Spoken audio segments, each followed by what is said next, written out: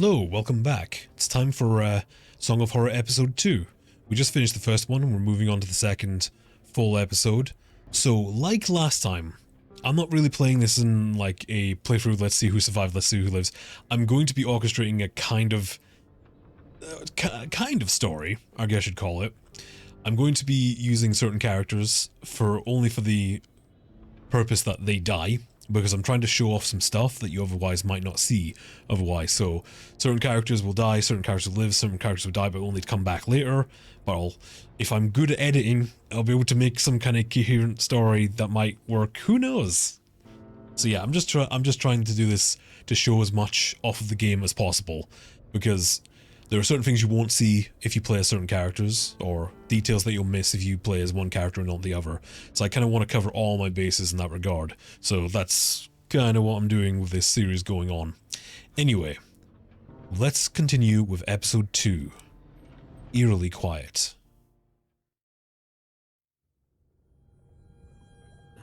Okay, so this is the scene that we saw at the end of episode 1. And I went back through the footage and found out that is not Husher's wife. That is someone or something else. Where am I?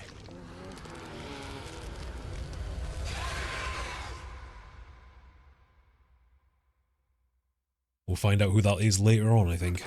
Well, it appears as though the Prince of Slumber will be granting us an order. And we'll find out who that is later on too. Your Highness.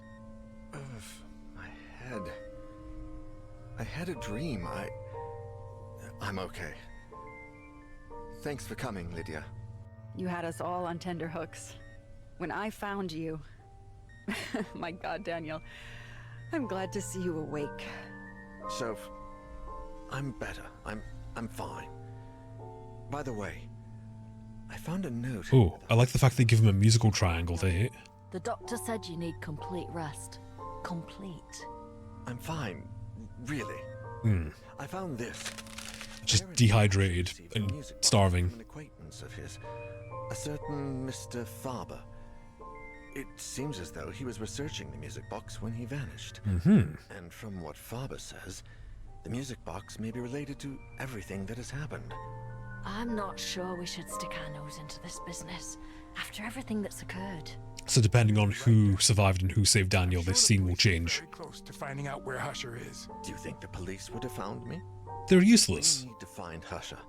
I saw the box that Faber describes in this letter, but it wasn't really there. It was as if it were on the other side of...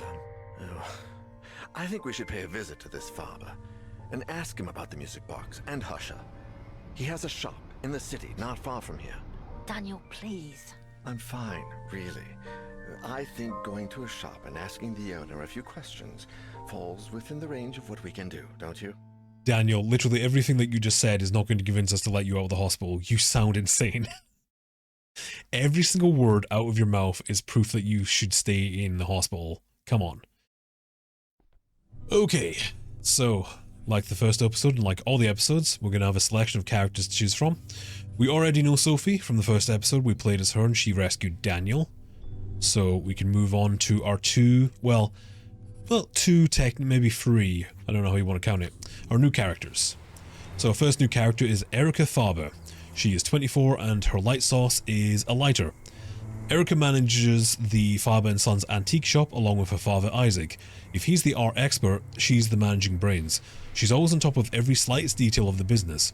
Her adventurous spirit takes her all over the world in the search of new items to adorn the shop's windows. Incredibly active, Erica has many hobbies and lets her imagination run wild at every chance she gets.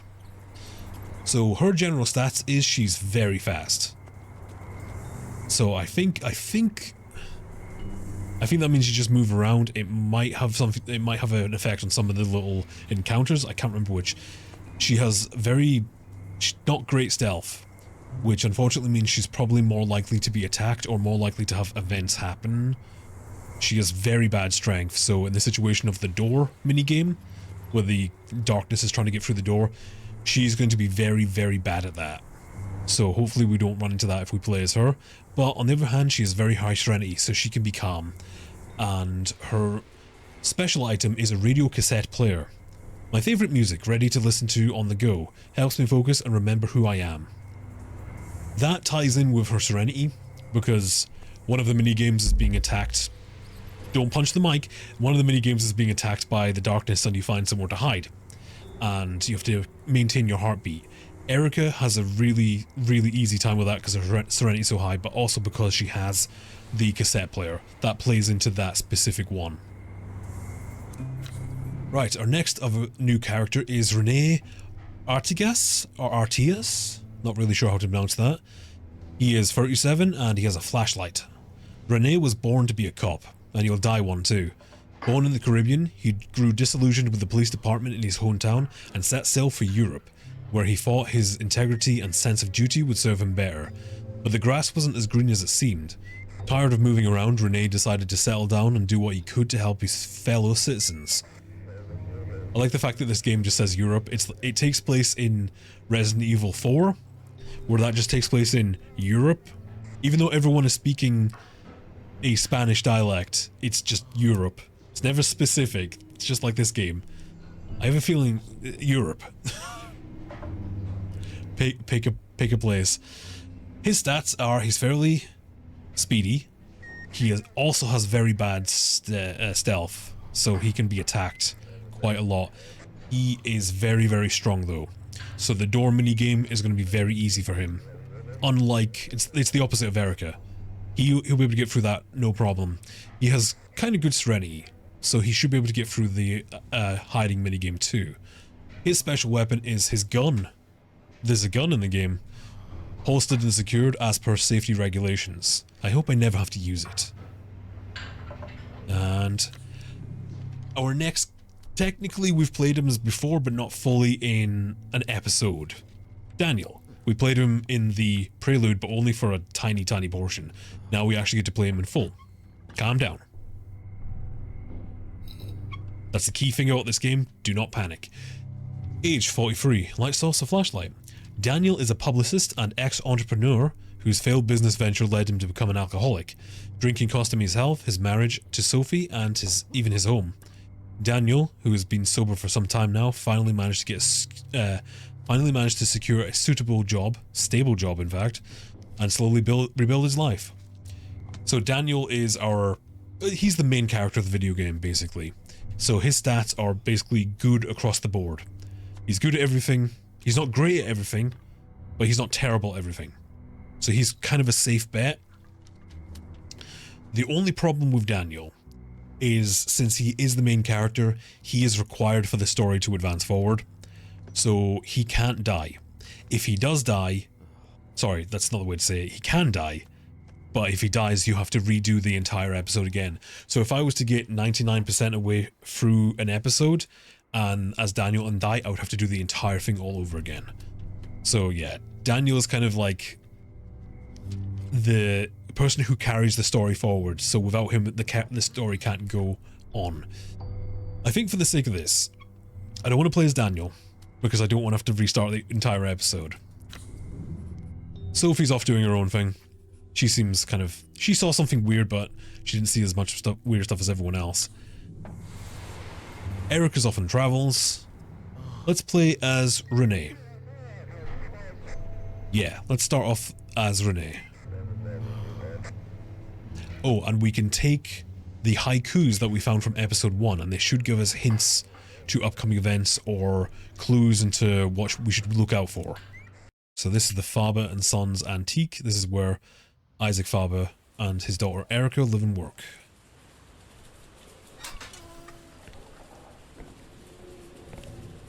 Okay, so Rene, why are you here on the 1st of October 1998? Much like Alina, he's got nothing to do with this. He isn't related to anyone. He hasn't seen anything. He's just some guy here to do his job, essentially. The restaurant looks like it's closed, though the window lights are on inside. Maybe they're the ones who reported the bizarre noises coming from the shop. So someone has clearly made a noise complaint, maybe phoned the police and said they heard something weird, and Rene's been sent here to investigate. So, let's investigate.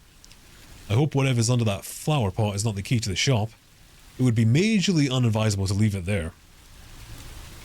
And it's the key to the shop. How has this place not been robbed already? To be fair, it might already be being robbed, but considering the key's still here, they didn't get through in the front door. Or someone's in danger. We need to investigate.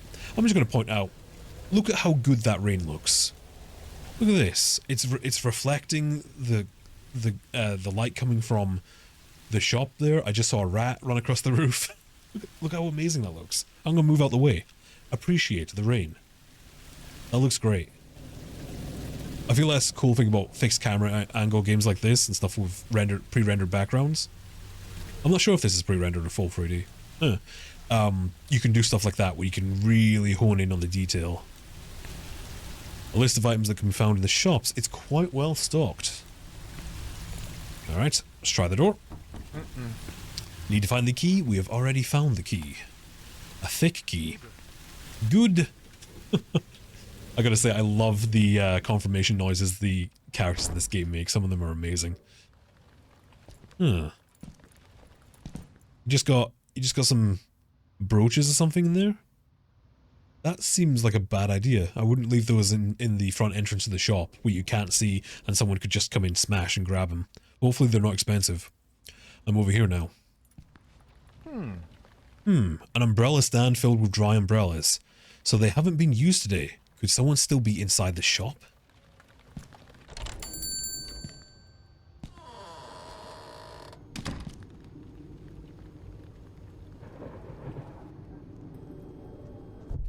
Episode 2, Eerily Quiet.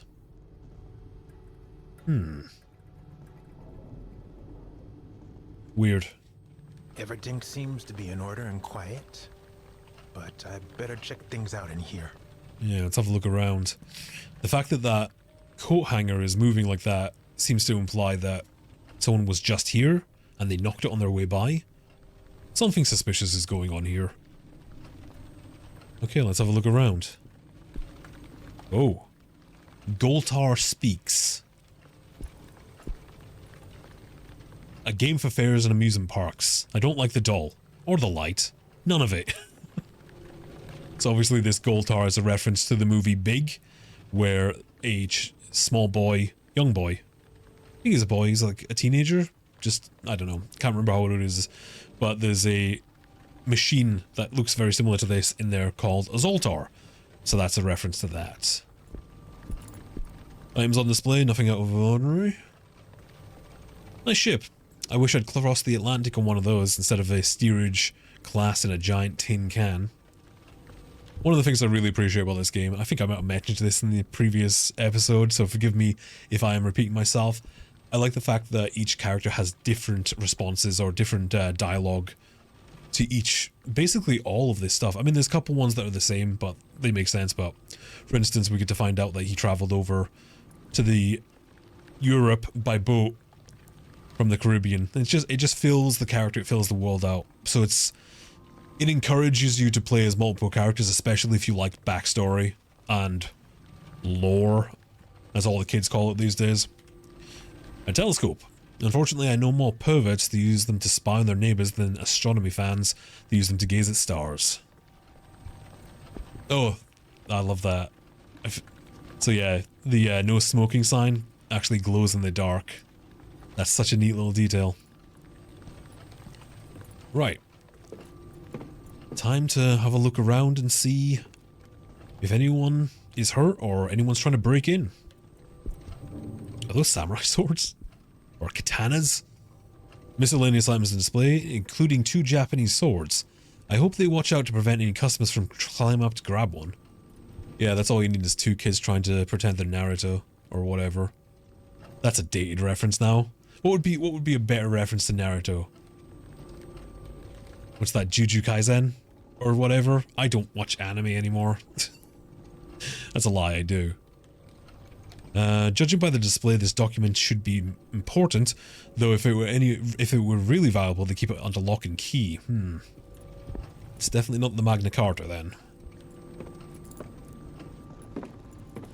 No, it doesn't look like there's anyone here.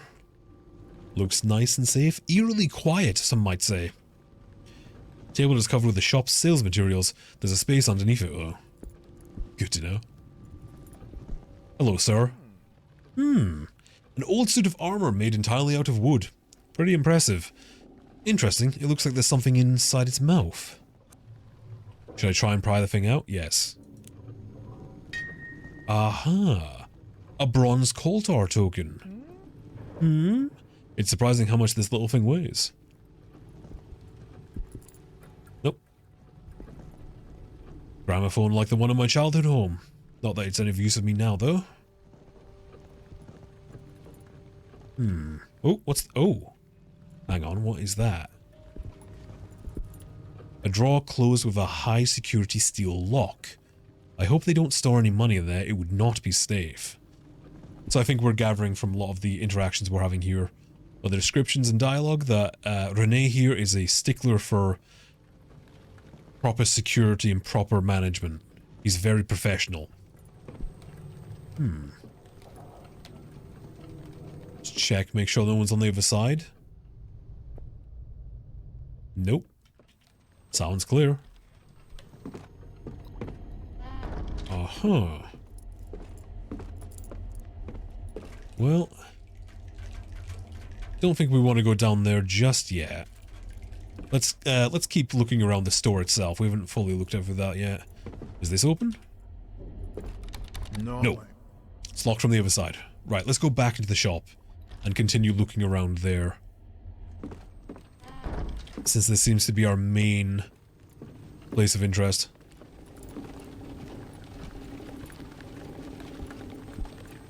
Aptly titled, you have to admit. Nothing keeps moving. Right. You can actually bend this wire. It's just like the ones they use to break into cars. Sure, I'll take it. Let's find a car. Old books and scrolls. This establishment is brimming with interesting items. Ooh. Like that old diving helmet. Is it called a bathysphere helmet? I want to get one of those. Just because I'd wear it while I'm playing video, like recording or streaming. I just think it would be funny to wear one of those. Absolute nightmare to mic it up though. I think the audio would suffer greatly, but it would be a fun visual. There are display items in the store on the table, nothing underneath it, however. I actually saw one of those last Saturday when I was roaming around one of the towns. It wasn't that expensive. About 140? I thought about it. I'm still thinking about it. I did see another one back when I lived way down south. Now, it's the same thing, but it was like £400. I was like, okay, no, even as it's not worth the joke. 140 though. I'll have to think about it. Hey, subscribe to my Twitch and my YouTube if you want me to wear that. That's what you do, right? Yes, emotional blackmail. This old first aid kit is one of the few items I would like to purchase at the shop. Oh yeah, it's very nice. Scrolls and old tomes and stack of books. There are libraries with smaller inventory than the shop. Oh, the gallery. Door closed to enter, ask at the counter. Huh. I guess we can't get in there. Alright, listen to the door. Just in case someone's waiting in ambush or crying. You don't want to walk in on that?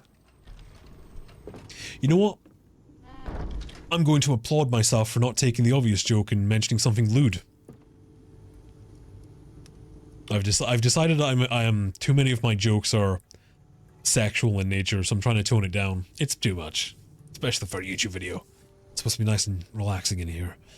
A pile of boxes with private business documents. Not very well organized, but I admit my own are quite a mess too, so better not to point fingers. A letter. Letter 1 by Sebastian P. Husher. It's dated the 13th of August 1998. Dear Isaac, I'm sorry about your trouble getting to sleep. If it's any consolation, I've been suffering the same plight recently myself, perhaps due to the imminent proofreading of my novel. If quality can be measured by time invested, it should be one of my finest works. However, I suspect that's not always the case. Despite everything, I have found a bit of time to look into your mysterious music box. Based on the carving and the wood, I'm certain that it's European. from the late 19th or early 20th century. I also noticed that it is of extraordinary quality, perhaps a real luxury item back in its era. Sorry, I'm laughing at my own incompetence to be able to read there. I will continue my research. Get well soon, Sebastian P. Husher. A lil luxury is what I was going to say. Sometimes my speech impediment from a kid just sneaks back in there. I had such a problem with R's and L's as a kid, it was bad. It's probably part of the reason why I don't have much of a Scottish accent anymore, because I had to force myself to enunciate words properly, and a large part of the Scottish accent is kind of not enunciating stuff, I guess. You lose a lot of the vowels. Well, consonants, whichever. So I think that's why my Scottish accent kind of faded, because I started overcorrecting. Dummy for dressmaking. Not much of an interest to me at this time. Yet. You can pick up some seamistry? Crochet, let's say that. A guitar. Don't see the price around anywhere, but it isn't exactly on the top of my shopping list either. Oh, I like that owl though, I'd have that. Unless it's a taxidermy owl. I don't like taxidermy, it's weird. Empty old suitcase. It looks like the ones my parents lent me when I came to live in Europe. Feels like a lifetime ago. Is that a portmanteau? Is that what those really big luggage is? Where they've got like luggage inside of luggage, I think? I can't remember. I don't know. I don't travel. An ancient spyglass. Not too shabby as a decorative piece, but I doubt it magnifies much. Oh, a cannon. I hope this cannon is not working. Selling it to a civilian would be terribly irresponsible. I would assume they caulk them, don't they? They put like something inside, like cement or something, to stop people using them. But I'd be more worried about people getting their hands on gunpowder rather than the cannon, because that's not exactly easy to wheel up and rob a bank, is it? We're gonna rob a bank, but we're using siege equipment. Yeah, Jack in the Box. Yep. Who buys this kind of stuff? I agree. Oh, we didn't look at Husher's haikus. It just reminded me. So Husher's haikus are something we found in the first episode, and in subsequent episodes they can be used as clues to certain events or situations that come up. Like this one. Crawling ones listen behind the mirror. Don't let them out. You remember back in the first episode, mirrors kind of crept up on us in an interesting way. Once you're wandering around the house, you'll notice there's mirrors everywhere, as any house would have, bathrooms and stuff. There comes a point where you find a recording from Husher's children that mentions their mother going around the house and smashing the mirrors. Mummy's really scared. I'm scared too. She's broken all the mirrors in the house. And then after you've listened to that recording, if you then go around the house again, you'll notice that all of the mirrors are now smashed when they weren't before. So the game is trying to kind of introduce us, like, watch out for, there's something going on with mirrors, maybe be cautious of them. And the reason why I brought that up, because in that corner over there, there's a smashed mirror. Everything is in quite good shape except that mirror. I do like it. It's kind of subtle. It's a subtle bit of storytelling. A weapon should not be used as decoration. It sends the wrong message. Now, I don't know if we'll be... Maybe if we play as Daniel later on. But if you're playing as Daniel and you look at this... I think it's Daniel. Maybe it's... Oh, it does change. I should check whether it's authentic or a replica, but first I should figure out why it's here at all. So if you keep examining this, I guess it's all the characters. I didn't realize the dialogue changes, but I think it's specifically as Daniel. He makes a reference to Resident Evil 1 and the shotgun on the wall, I think. Ooh, let's listen in.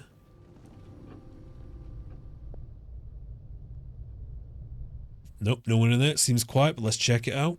We're doing the rounds. We're making sure everything's nice and secure. There is another broken mirror. The mirror is broken, but there are no other signs of violence in sight. Towels for customers, covered in dust. Either there aren't many customers or the store has been closed for days. Back in the first episode, we read a note from Isaac Faber that basically said he was feeling unwell because he's not sleeping, so he's closed the shop. So yeah, it has been closed for a while now, by the sounds of things. Alright. Door is secure. Let's go on with our investigate. Oh. Ah, but we still have this key. There we go.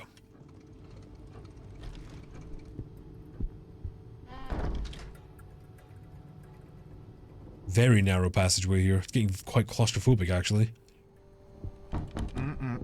Nope. Locked. Locked. Ah, Isaac Faber's flat. And locked. Alright, so all three of those doors are completely locked. We need to find a key for them. Let's see what's through here. Ooh, fire exit. Ah, back outside. Still raining.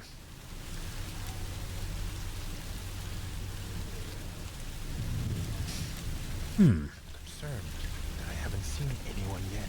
That's a good point. It is almost like it's eerily quiet. But it can't be that late at night, surely. Alright, time to do the rounds and check all the doors. Nope, that one's bolted. That one's locked. The grill is rusty and dirty. Everything seems like it was abandoned here. Yeah. Interesting, there's something in the bin. There's something metallic and half buried in the rubbish. Should I take it? Sure, obviously. Always take the thing. Except sometimes don't, because it'll end up getting you killed. That's the kind of game this is. It is a silver coal tar token. Alright. We should go probably use these in the machine at some point. Yeah, there is absolutely no one around, is there? Door is blocked. It doesn't even look like there's any lights on in these flats or anything. Although, I feel like I can hear some voices somewhere. Maybe I'm imagining things. Locked. Oh. So. Aha. So one of the things when you're playing this game is be sure to check all the doors. Whoops. Ones that you cannot and will not get into are marked with a cross. You will not find a key. You will not find another way around there. Ones that have the key symbol, you will be able to find the key. That's an important distinction. Games like this and Silent Hill have doors in them, but you'll never be able to go through them. It's good to know which ones, so you're not constantly coming back around every time you find a new key, which is something that can come up. Resident Evil is a little bit different. There's usually every door is accessible.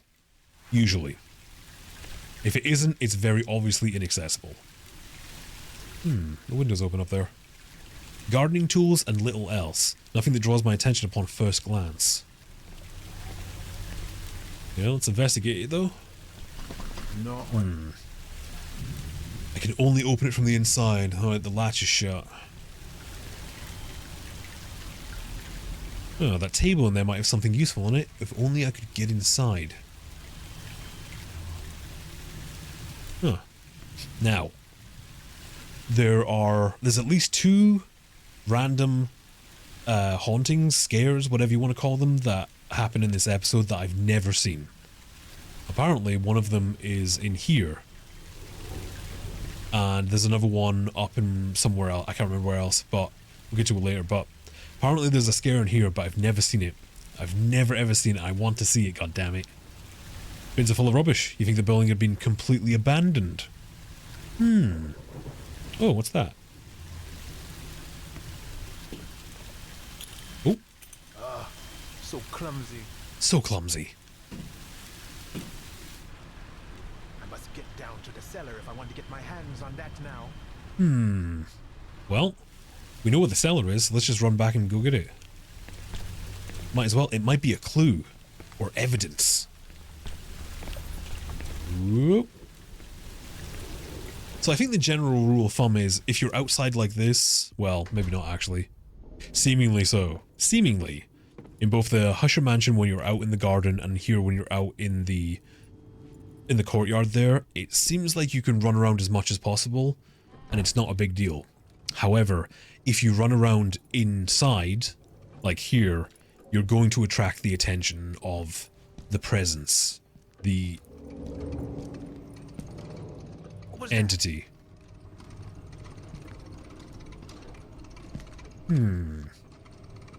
God damn. Oh. Ah yes, the Zoni. A reinforced door like this, I'll never be able to hear a thing. Let's go check that security camera then.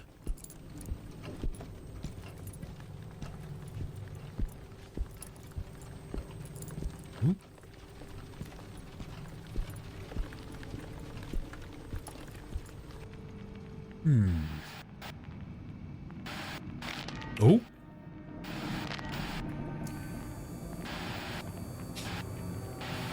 That might be what made the noise.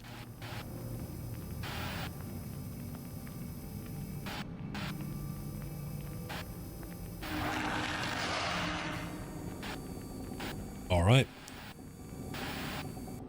I have no idea what that was, but it fled the scene.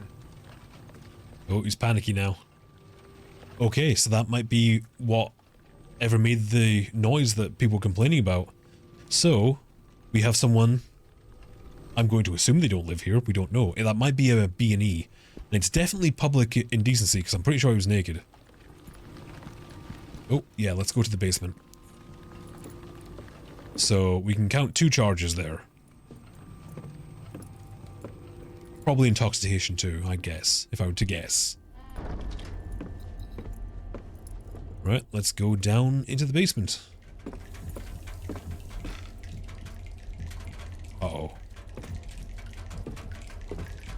So if you listen carefully, you can hear the character's heartbeat. When that starts happening, you need to maybe slow down a bit. It's easier on controller, I will say, because the controller vibrates, so you get an idea.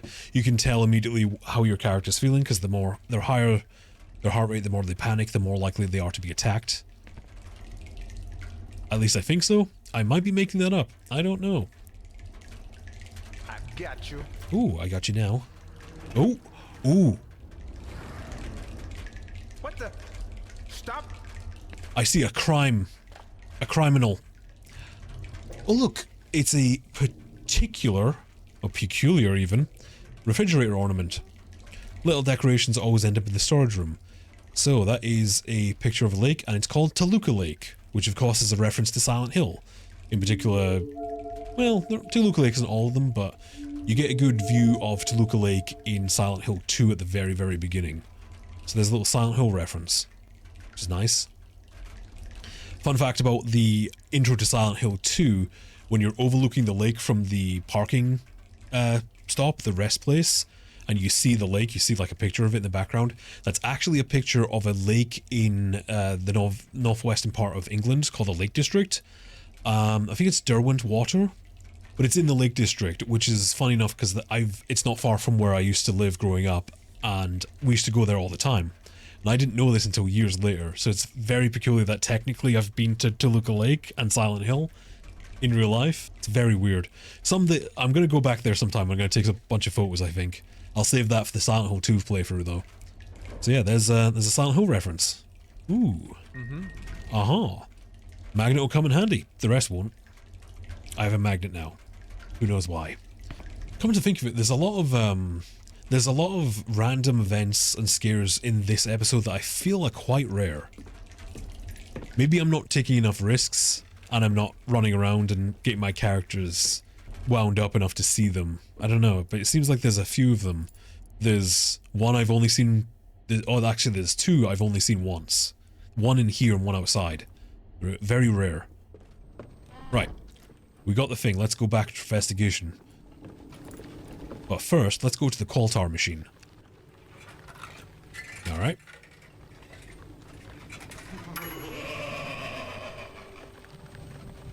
Message dropped down. Let's see what nonsense it says.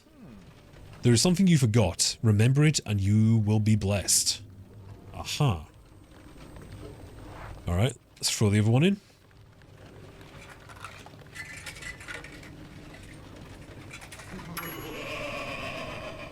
Thank you, Koltar.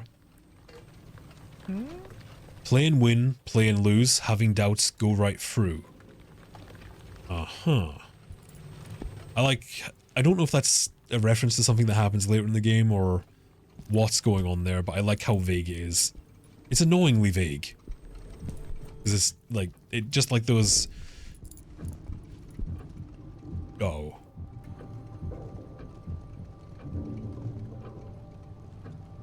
Okay. It's fine. Something's just making noise trying to scare me is all. Okay, let's go back out into the courtyard and investigate whatever that shadow we saw was.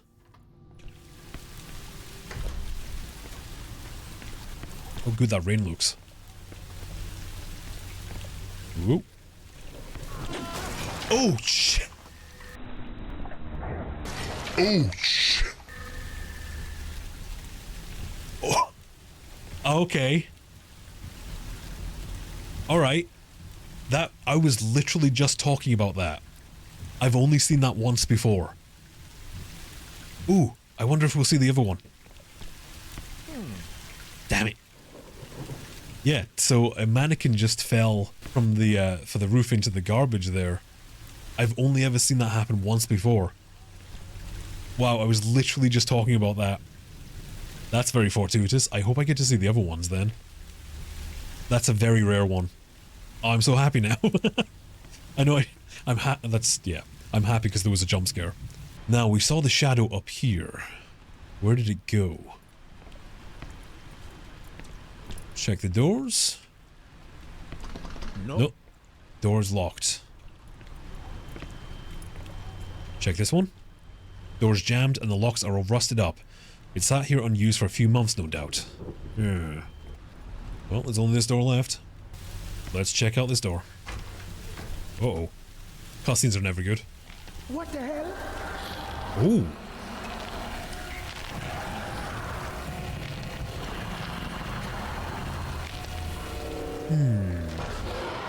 Oh. Okay. The silence. It can't see you, but it sure can hear you. Running is futile. You'll need to keep calm and stay quiet. In order to do so, you'll need to control your breathing by gently moving the mouse up and down. Try to keep the white circle as close to the frame as possible. If it feels your presence, it will come closer and closer with each mistake you make. Don't let it reach you. Alright. Let's get ready. First of all, though... Oh, already? Oh, God. Renee, please. Gotta be very careful here. This one can be kind of buggy on keyboard and mouse. Ooh. As you can see what just happened there. Where all of a sudden... started freaking out, so I have to be very careful here. Oh god. Yeah, I don't like this one.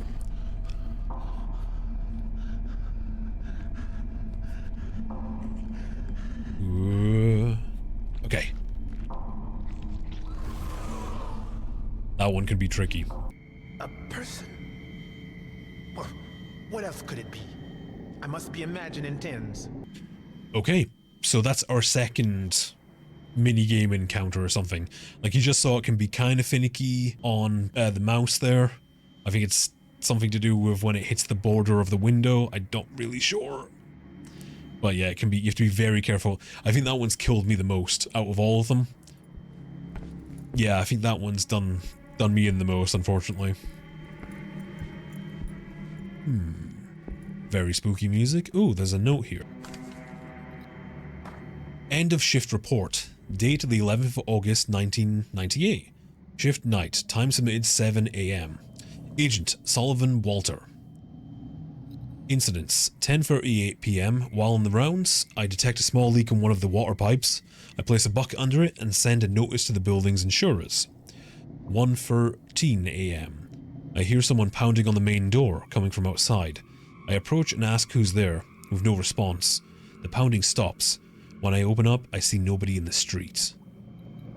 That's suspicious. We already know what the situation is with doors in this game. 4:40 AM. I think I hear a melody playing behind me. I go out into the inner courtyard and find Mr. Isaac Faber barefoot and wearing nothing but a pair of blue pajamas. His eyes are closed and in his hands he's holding a music box which plays as he walks slowly. He ignores me when I call him and enters the door leading to his shop. Strange. Don't want to be in the night shift around here then. Where's the document? Night shift report. So this was put in by someone called Walter Sullivan, which is another Silent Hill reference.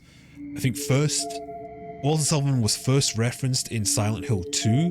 You find a newspaper that talks about a serial killer who murdered 2 children. I think he committed suicide in prison. I might be remembering that wrong. But he later appears in Silent Hill 4 as the main antagonist. Even though he's dead, his spirit, his presence, whatever continues on. Silent Hill 4 is an interesting game. It's just...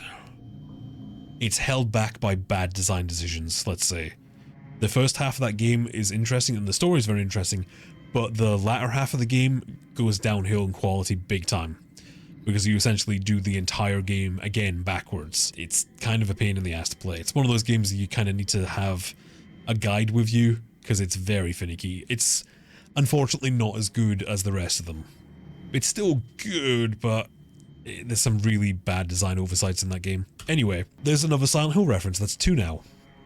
Do you guys want another Silent Hill reference? Of course you do. I can hear you yelling from here.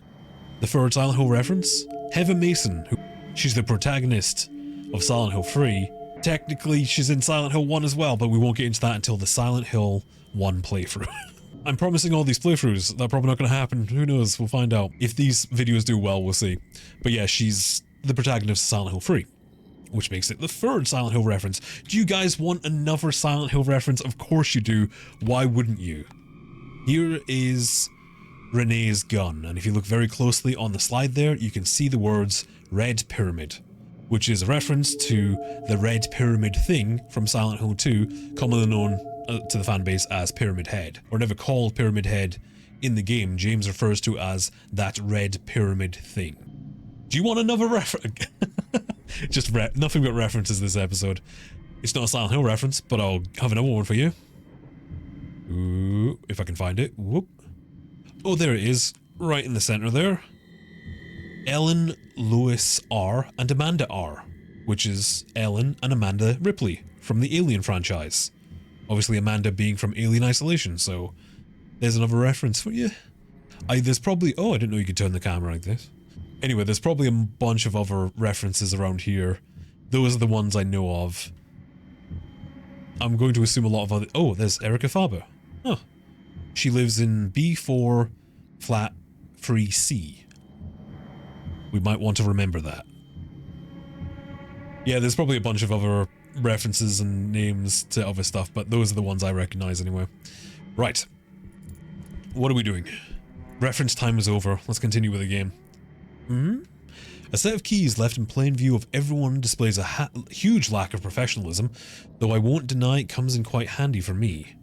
But we can't reach them.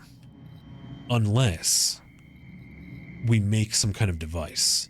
We have the hanger, which we can use to maybe grab stuff, but we also have the magnet. Good! I love the way he says good. It does something for me. Hanger and magnet. A wire coat hanger bent and coiled around a refrigerator magnet. Interesting. I prefer conventional tools, but I'm sure this will be useful. And there we go, we got the doorman's keys. A set of iron keys found in the doorman's office. He was nowhere to be seen, and once again, we have some fantastic physics and Foley.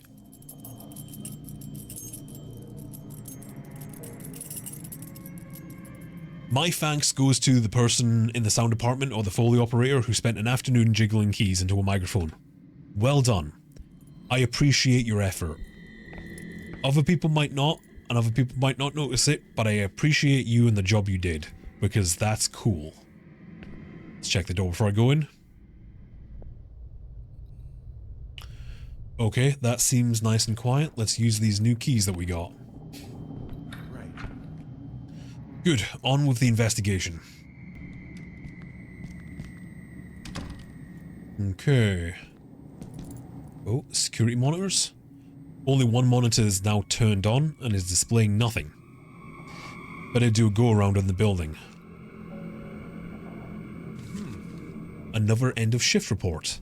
Date the 22nd of August 1998. Daytime. Time submitted 7 PM. Agent Reitveld Simon. Incidents 8:51 AM. The plumber from the insurance arrives and repairs the leak in the pipe. I sign the insurance form. 10:22 AM. A package is delivered to Block 2, Flat 3B. Nobody is home. Stored at the doorman's front desk temporarily. 12:06 PM. Mr. Isaac Faber is asked about the incident which took place during the night shift. He seems to be confused and not know what I am talking about, and appearing upset, he asked me many questions. I offered to call a doctor, but he assures me he is fine. 3:17 PM. The door-to-door salesman is found trying to sneak into the inner courtyard. I usher him out of the building. So we're returning to this symptom? Let's call it a symptom. That people affected by the music box are sleepwalking. They're having dreams that they're not sure if they're sleeping or awake. The stuff they see is so outlandish, maybe they're assuming they're dreaming when they're not. Reality is changing for them.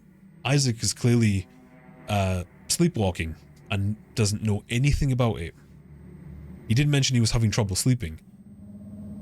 So maybe he was sleeping, but he was experiencing something else that caused him not to get any sleep. Oh, like, there's a picture of Sebastian P. Husher in that newspaper. Probably talking about his disappearance. Or maybe his new book. Here is the key to the switch you'll find in the shop counter. In case anyone needs to access the exhibit gallery, there are security cameras. Aha. Totally inappropriate for a workspace. Nothing I wasn't expecting, though.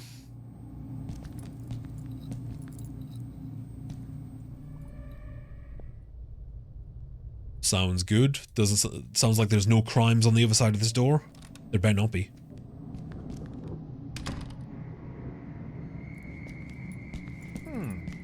Notes prepared with errands and a complaint by Erica Faber to the building's doorman. Apparently this Walter is a bit of a shady character. Yep. Especially in Silent Hill. Shady doesn't even cover it.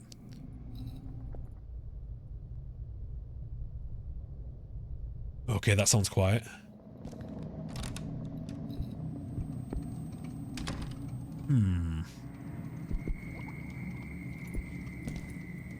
Ah. A crank handle. An iron crank handle with a socket. It seems to operate some kind of electric device, maybe even a lock. I like the fact that even though that technically isn't one of the hand-cranked crank handles, we still have a crank handle in a horror game, because apparently it's a legal requirement, just like fuses and bolt cutters. Not a fan of that. Table I'd easily fit underneath. Crime. I saw 5 minutes of it once, and I almost shot a hole in my telly. The way it portrays police work is most unfortunate. So, we have the key for everything, basically. We also have the key that lets us open up the door to the gallery, which is where we saw that figure before. So we might have to go and look there. Let's do that now. Or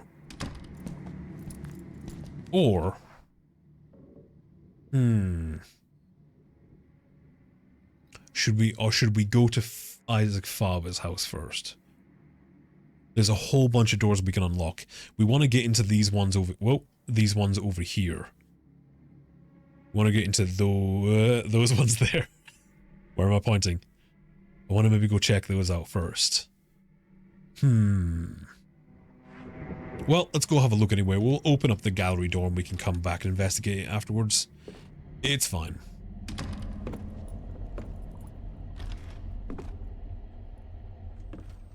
As long as everything remains nice and quiet and we aren't attacked, everything should be perfectly fine.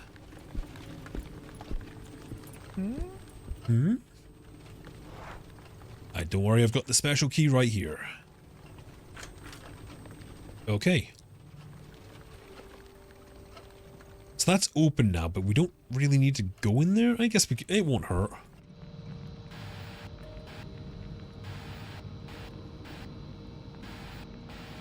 Yep. Nope. Might as well check it out. We'll check it out.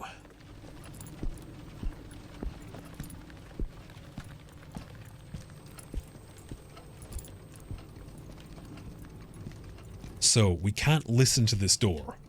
So every time we want to go in here, we need to check the camera to make sure it's safe. Alright, the gallery. The display case is reinforced. I imagine its contents are quite pricey. You gotta imagine all this is... Ooh, is that a sword? Swords and guns. There's a firearm here, there. I hope it's just decorative, or that that glass is truly secure. I'd be more worried about the sword. Oh, that painting. That looks familiar. There's a certain artist who does paintings of like doorways. I think the painting is of a young boy and his dog, and they're both looking towards a doorway, and it's completely black. You just see the wall and the frame of the door, and beyond it is just nothing but a void. It's very disturbing. I think that's kind of similar concept. I don't know if that's a specific piece of art though.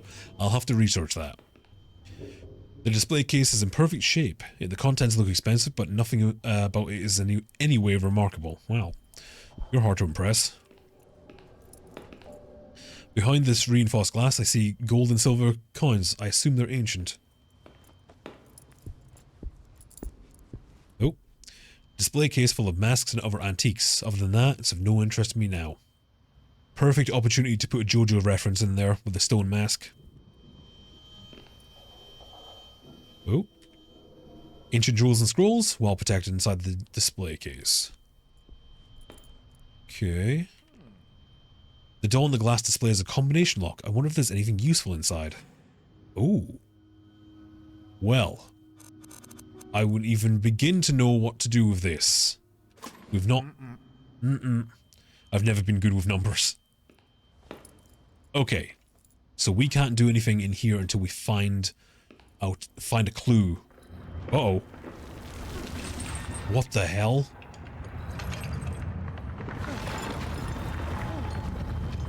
Okay. Don't like that. Not a fan of that.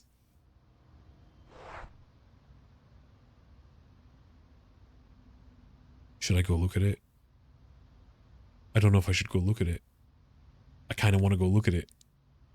I want to go... I don't know what that is. Ah, why would you... Okay, hold on. Should I go near it? Oh. I'm going to risk it. I'm going to investigate and see what happens. What the... Oh, is that it? Oh, I was expecting this to be a little... Okay. Wow, all that build up. I really thought that was going to be like an instant kill thing. What is in there? I can't really get a good... It looks like there's something in there, but he keeps pointing his flashlight down. There's something there. I don't know what's in there. That's another one that I've only seen once. The game's being very nice to me today by showing me all these rare ones. Okay, so we can't do anything in there yet. Let's go round to these doors over here and have a look around.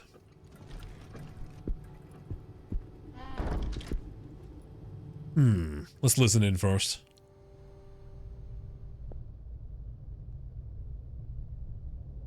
Okay, that's nice and quiet in there. Oh, need to use the key first. That would help.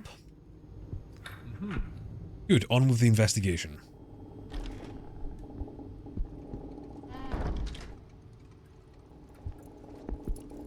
Filing cabinets filled with documentation. Carrying out an investigation on the site would be an utter nightmare. Well, I mean, We've already been attacked by something. I think we're going to have to run some kind of investigation. Plus, everyone seems to be missing. Yeah, it's going to be a lot of paperwork. What the... Uh-huh. There's something quite large under this blanket. I have a bad feeling about this, but maybe we should take a look. I mean, we already looked at the hole in the wall. What could go wrong? Should I remove the blanket? Sure. We didn't get killed by the hole. We probably won't get killed by whatever's underneath the blanket, right? Oh. What?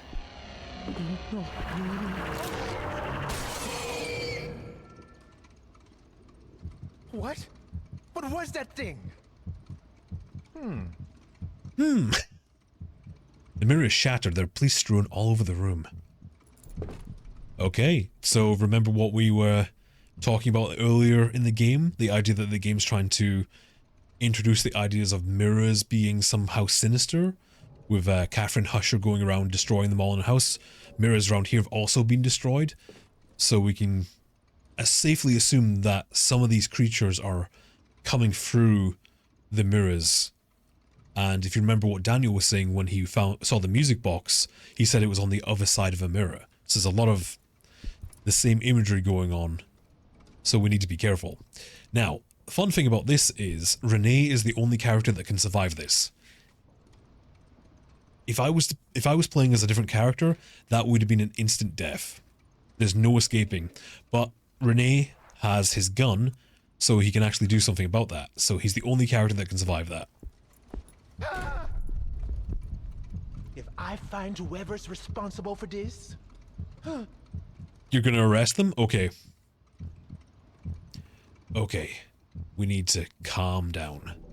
Because shooting that mirror seems to upset the presence. Let's be careful. Let's listen to the door. Okay, guess we're trapped in here.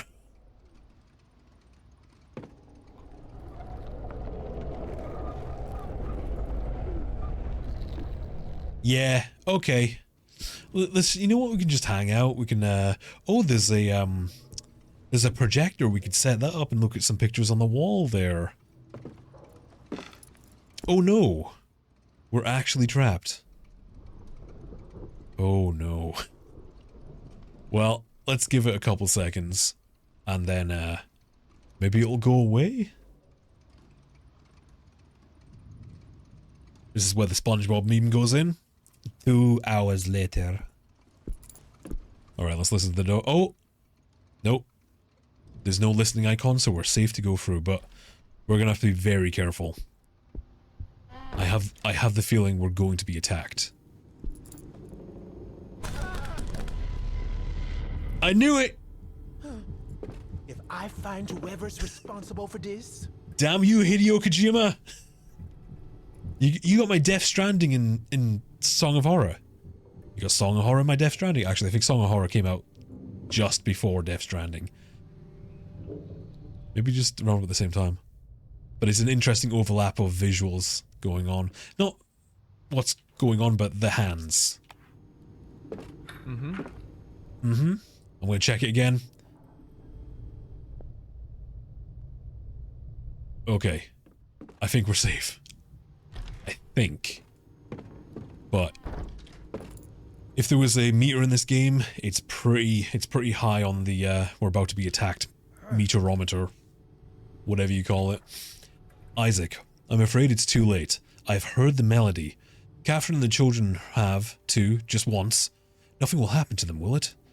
Dear God, the melody. Something is different inside my head. It made me see things I don't understand. Things I'd rather not continue seeing.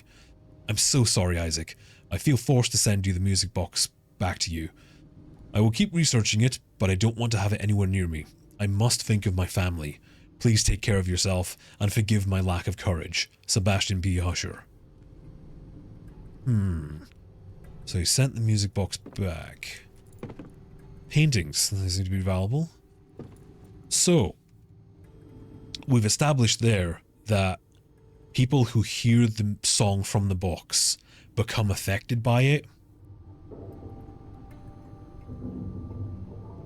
I hope that's not what's playing now. whenever someone hears the melody, they start being affected, they start not sleeping right, they start seeing things, strange stuff happens around them. The problem is, Isaac Faber was, as we read in the security report, he was wandering around outside in the courtyard with the music box playing. The guard Walter heard it. Possibly everyone in this entire building heard it, or at least the majority. So that means whatever the box is doing to people, everyone here is going to suffer the same fate, or already has. Which probably explains why it's so quiet. Because everyone has been taken. Alright, that sounds safe.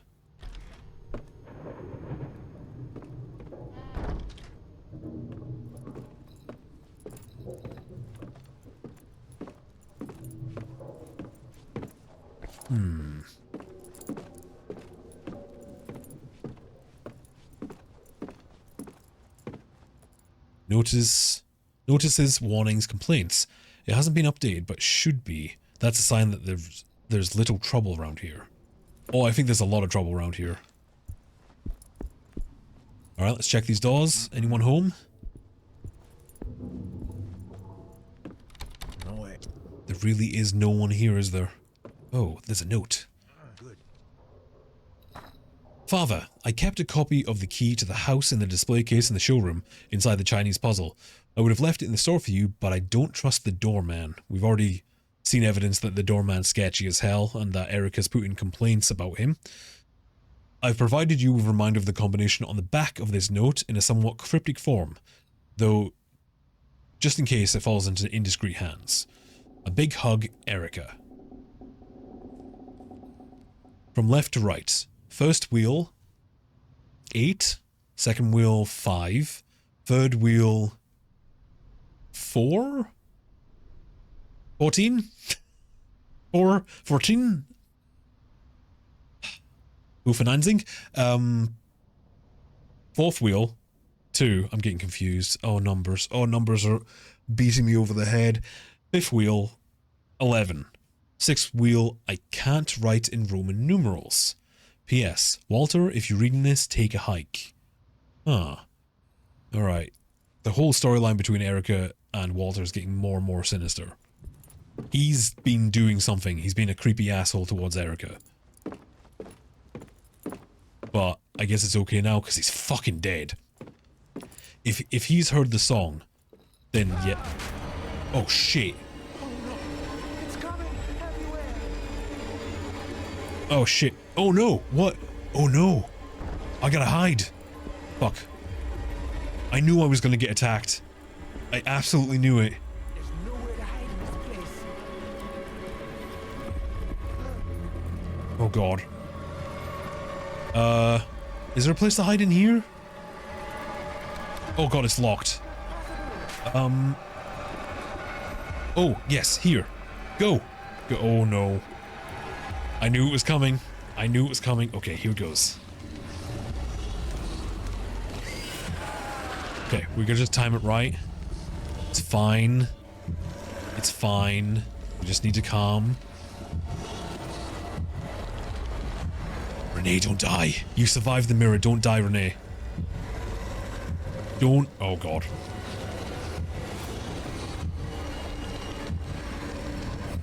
Uh-oh. Renee, stop dying. Control your heart rate.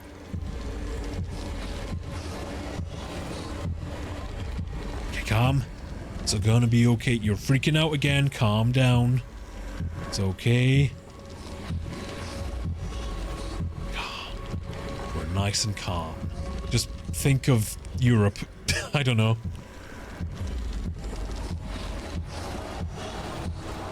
Come on, you can do this. Calm.